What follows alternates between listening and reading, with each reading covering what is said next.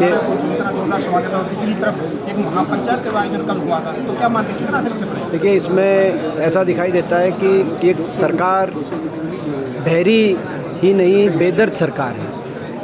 जो 10 महीने का एक आंदोलन जिसमें लगभग 550-600 जाने जा चुके हैं, ऐसे आंदोलन का भी संज्ञान नहीं ले रही और लोगों की जनभावना के अनुसार इन तीनों कानूनों को वापस लेने का काम नहीं कर रही। बड़ी दुर्भाग्यपूर्ण परिस्थिति बनी हुई है और इसमें हरियाणा सरकार देश में सबसे बड़ी किसान विरोधी सरकार के रूप में अपने आप को साबित करने में भी जुटी हुई है। जिस तरीके से इन 10 महीने में किसानों पे लाठीचार्ज, आठवार,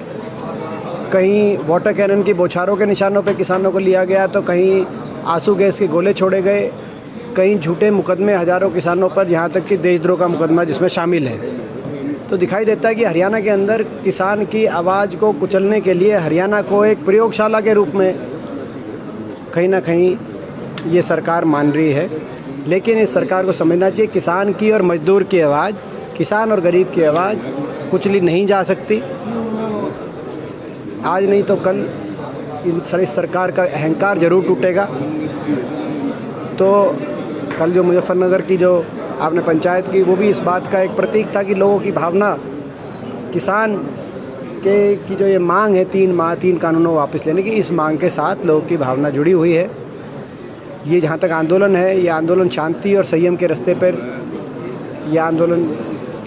चल रहा है और ये ऐसा चले, ऐसे शांति और संयम के रास्ते पे ही मैं समझता हूँ कि लोकतंत्र में कोई संघर्ष जो होता है वो सफल इसी रास्ते पे चल के हो पाता है। जैसे बात करें 10 महीने से लगातार आंदोलन चल रहा है और ऐसे में 650 से ऊपर किसान शहीद भी हो चुके हैं, तो कांग्रेस पार्टी की ओर से किस तरह का समर्थन? देखिए, जब आपको याद होगा जब पिछली बार हमारी सरकार बनी थी, उससे पहले जो किसान आंदोलन कंडेला में, गुलकनी में दर्जनों किसानों को की जाने गई थी चौटाला सरकार के समय, तो उन सभी किसान परिवारों को रोज़गार